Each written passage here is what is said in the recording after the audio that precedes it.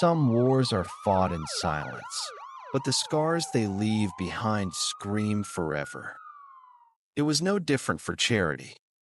Look at how John opens the car door for her, Charity said, smiling and staring at her best friend, Amanda. "Nah, so, love, suppose be." Amanda blushed as she stepped out of the car. Her husband, John, reached for her hand and kissed it gently. "Welcome back to Nigeria, my love. Let's go inside.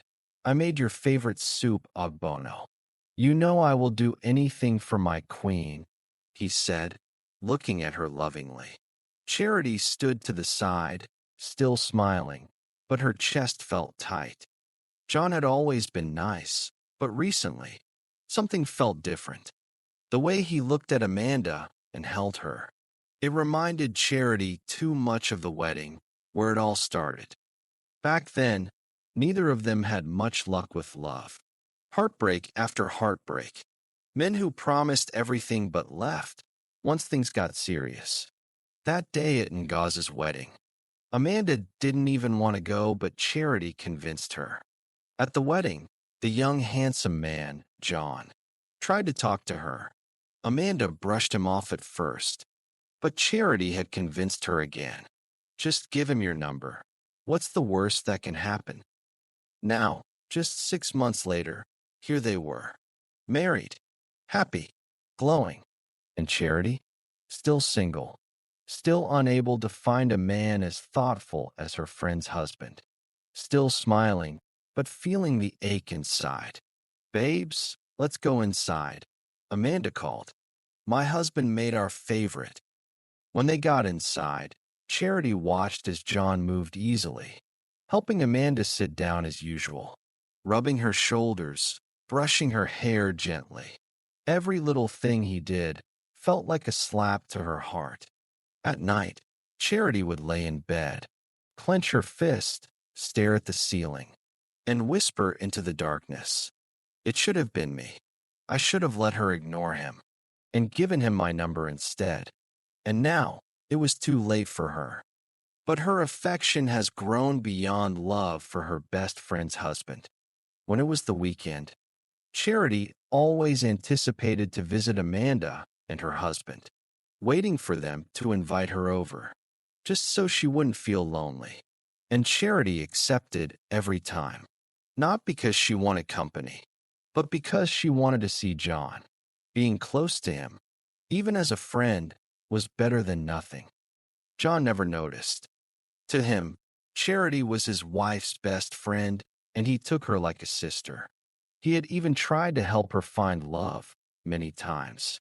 But Charity had no space in her heart for any man except him. The last time, he tried to introduce Charity to his friend, Edu China, a very wealthy businessman who had spent years working hard and now wanted to settle down. Edu had just returned from China and was excited to hear about Charity, whom John had spoken about. "Edu, can you come over? There's one lady I'd like you to meet," John said. "She's pretty, but no one is more beautiful than my wife, and my wife is the most beautiful woman in the world. Anyway, you'll like her. She's Amanda's best friend, and she has good manners." Edu laughed. "Haha, I know you always go for the best. Okay, since you've taken the best, let me go for the second best. Thank you, my friend. I know you'll always look out for me. I'm on my way to your house now." When he arrived, Charity sat on the edge of the couch, pretending to listen as he spoke, but her eyes kept drifting to John. He was in the kitchen, laughing with Amanda, helping her open a bottle of wine. The way he leaned close to his wife, with his gentle hands resting on her waist, it made Charity's heart beat faster. Edu had been talking for a while now, about business, about China, about how he wanted to finally settle down. Charity nodded here and there, but she barely heard a word. Her focus was on John. Everything he did looked perfect to her. The way he spoke softly to Amanda and laughed, it all sounded warm, real. Edu noticed her silence and cleared his throat. So, Charity, what do you do? Charity blinked.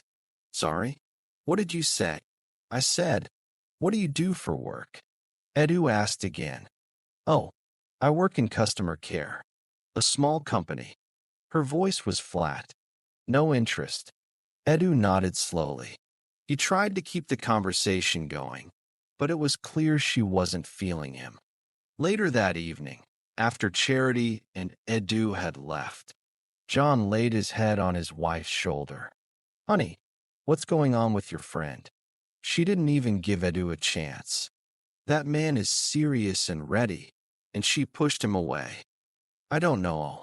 She's picky, Amanda replied. John laughed. You know what this your friend needs? What does she need? Amanda asked. Clay and what, Ta? John said, laughing again. Amanda, still trying to understand, frowned. Clay and what, Ta, for what? So she can mold her own husband the way she likes. Because I don't understand, Ha. She has rejected every kind of man that comes near Ha. She should just mold one herself. I don't think even angels can please Ha. Only God knows the kind of man she's waiting for. Amanda paused for a bit, then laughed. Leave Ha, Jaw. One day, Ha own will come. John nodded. Amen. But tell Ha to be careful. Before all the good men finish.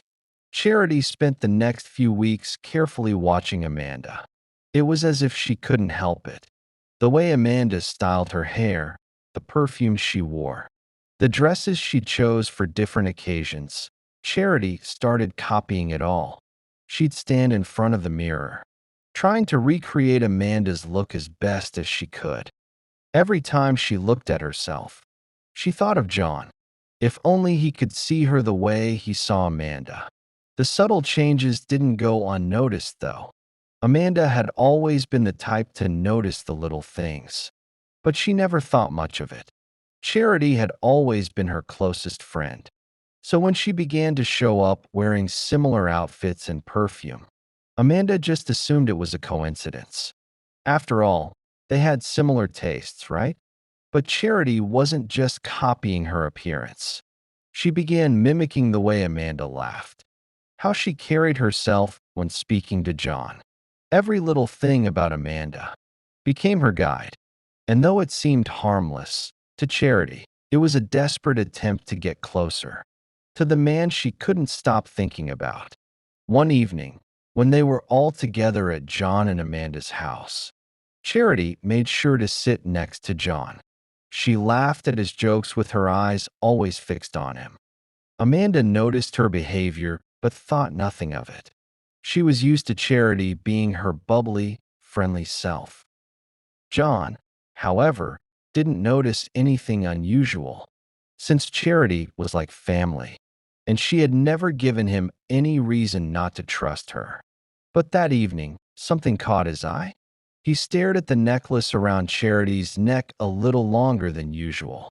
Charity's heart skipped a beat. She could feel his gaze, and for a moment, she thought, just maybe, he was admiring her, really seeing her the way she had always wanted. But then, as if to shatter the fragile hope, he turned to Amanda and said, Oh, Beam, I know you have a necklace like this, but not in silver. Yours is gold. Would you like me to get this same silver one? It'll look great with the dress I bought you. Charity smiled, but it didn't reach her eyes. A sharp sting of disappointment cut through her. All the effort she'd put into looking good for him, dressing like Amanda, mimicking her style, was just seen as inspiration for a gift for his wife. Her smile faltered for a second, but she quickly pushed it back, trying to play it off. Oh yes, that will be nice. Her voice was a little too cheerful, a little too forced. But inside, she was seething. When would this end? What rubbish is this? Her plans weren't working as she'd hoped. The disappointment was raw, but it only fueled her obsession further. No, she thought, I won't give up. Slowly, She was becoming more like Amanda, just like she wanted, no matter the cost. Charity was no longer subtle. She started visiting more often, sometimes without calling first to know if they were at work or at home. She would show up with drinks, food, or one excuse or the other. And each time she came, she found a way to sit close to John. Once Amanda steps out of the sitting room, Charity would quickly slide into her seat beside him, laughing too hard at his jokes, brushing imaginary lint off his shirt, or asking him questions she already knew the answers to. At first, Amanda waved it off, but after a while, she couldn't ignore it anymore.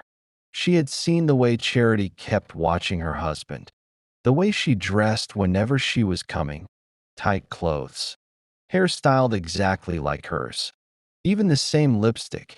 Everything began to feel off. Amanda started avoiding her. She stopped picking her calls. After work, she would ask her husband out on a date just so they wouldn't get home early, knowing fully well he wouldn't say no. On weekends, they'd go out without telling Charity. When Charity came to her workplace and asked to visit, Amanda would make up an excuse. They had somewhere to be or she wasn't feeling well. Sometimes she just lied, anything to keep her friend away. Whenever her husband asked about Charity, Amanda would say she was very busy. John was surprised at first. Charity used to be at their house almost every day. He thought they might have had a fight, but Amanda played it off like nothing was wrong, and he believed her. One afternoon, Charity showed up uninvited and met their gate slightly open.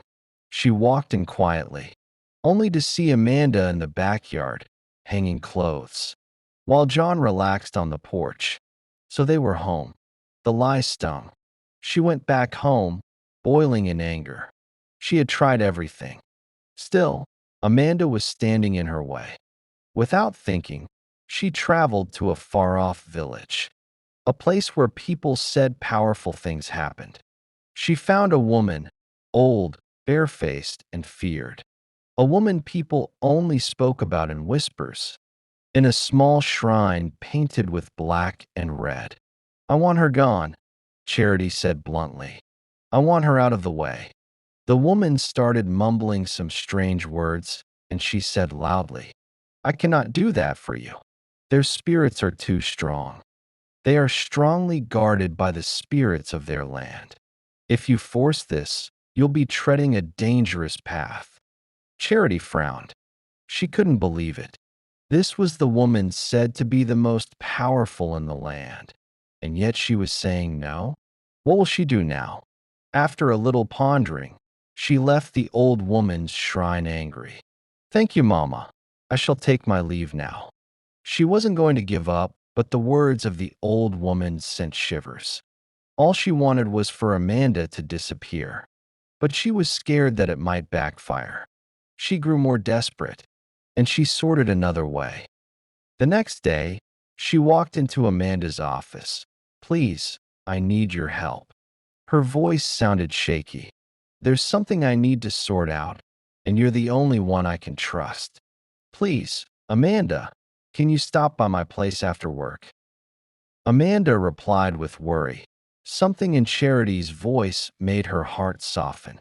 Maybe she was finally ready to talk things out, and all the tension would finally end. She agreed to visit, but not before telling John where she was going. "Honey, I will be meeting up with Charity at her house. She needs me. If I'm not home on time, come get me," Amanda had joked. John was always vigilant about his wife's safety. Amanda never went anywhere without telling him. When she got to Charity's house, things felt off immediately. The windows were closed, making the house dark. Charity greeted her with an excited smile and hurried her inside. "Thank you for coming. Please sit. Let me show you something." Before Amanda could respond, she felt something hard hit the back of her head. She fell to the ground, not being able to see or feel anything. When she woke up, her hands were tied, and she was in a dimly lit room. Her head pounded, and she struggled to move, but it was no use. Charity sat calmly in front of her. "You're awake." "Good," she said coldly. "You see, the only problem we have is that you are holding something that belongs to me." Amanda listened. "John was supposed to be mine. You didn't even want him at first, but I pushed you, and you took him. Now I want him back. Every day, I've watched you live the life I deserved." "You're sick." Amanda spat, her voice weak. "No, I'm in love, and I want him back." "You can't love him the way I do," Charity said. She picked up a shiny piece of metal with a pointy, sharp edge. "I will get rid of you, and no one will know what happened." Amanda's heart raced, but her voice remained steady. "Don't be a fool. I'm not scared of you.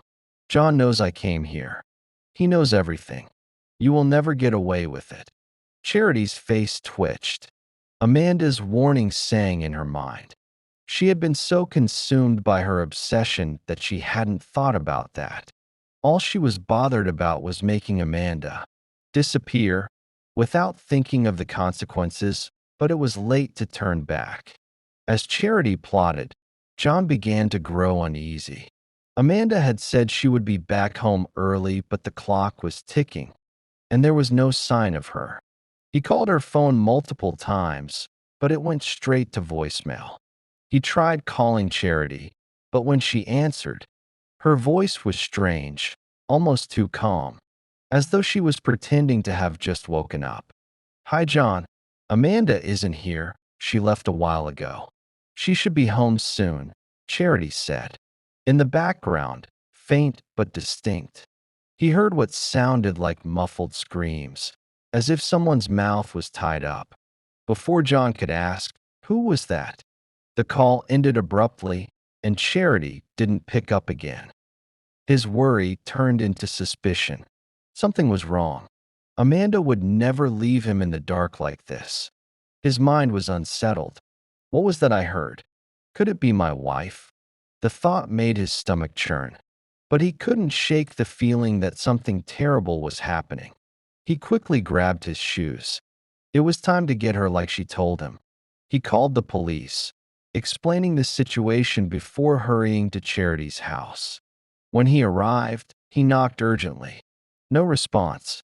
He knocked again, louder this time, his frustration mounting. "Charity, open the door," John shouted. Still no answer. His gut told him something was terribly wrong. He called Charity's phone again. It was switched off. His blood ran cold. He couldn't wait any longer. He rushed to the back of the house and tried the window. It was locked. He broke it open without hesitation, his sense of dread increasing with each step. The air felt thick with tension. His heart deepened with every step. Then he heard a voice. It was Charity, but it was low. It wasn't normal, almost like a hiss. "You didn't think I'd let you have him forever, did you?"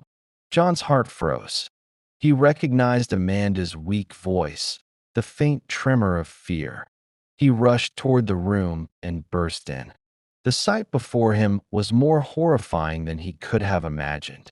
Amanda was tied to a chair, her face pale, her eyes filled with tears.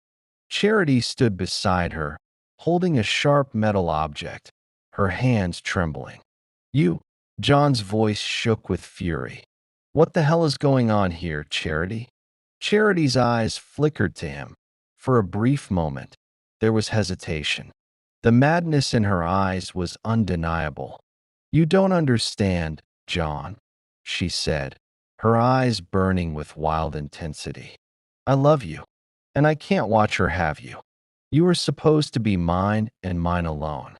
Don't you see the signs?" Before John could react, Charity lunged toward Amanda with the sharp object in her hand. John's reflexes took over. He rushed forward, grabbing Charity's wrist just in time, stopping her from carrying out her twisted plan. "Let go of her," John roared, his voice a mix of anger. Charity struggled against his grip, but John was stronger. He pinned her to the wall, his eyes blazing with rage.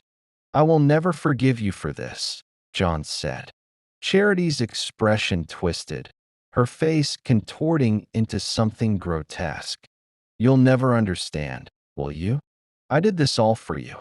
I just wanted you to love me like I love you. For a moment, time seemed to freeze. John couldn't believe what he was hearing. He was horrified, but more than anything, he was furious. They heard sirens in the distance. The police were arriving. Charity's wild eyes darted towards the window. No, no, she screamed, realizing that time was running out. Amanda's breathing steadied as the tension in the room started to lift. Charity knew she had lost it all. The friendship, the love, her freedom. She looked at John, then back at Charity, her voice barely a whisper. I'd rather kill you and myself than let you destroy us. She made one last attempt. With trembling hands, she struck the sharp metal at John. But her aim was off, only managing to leave a scratch on his arm. Terrified of her fate, she pressed it into her own side and whispered, Goodbye, her voice barely audible. The police stormed in just as Charity collapsed, her body crumpling to the ground. They took her lifeless body away. John kneeled beside Amanda, gently untying the ropes that bound her wrists. Are you okay? He asked softly, his voice filled with concern. Amanda looked up at him, a single tear slipping down her cheek. I thought I was going to lose you. I'm right here, John said, pulling her into his arms. And I'll never let anything happen to you again. Amanda and John learned a valuable lesson. Never trust anyone like they once trusted Charity. They vowed never to let anyone come between them again, becoming each other's strongest allies. The story of Charity, Amanda, and John comes to a close. But what do we take away from it? It's a lesson. Never assume everyone wants the best for you. And be careful how much of yourself you reveal. The lines between love, jealousy, and madness can blur when we don't control our emotions. What would you have done if you were Amanda or John? Could things have turned out another way? Share your thoughts in the comments below. If this story resonated with you, don't forget to like, comment, and subscribe for more captivating African tales that explore the complexities of human nature. Hit the notification bell so you never miss a new story. More twists and turns are coming your way.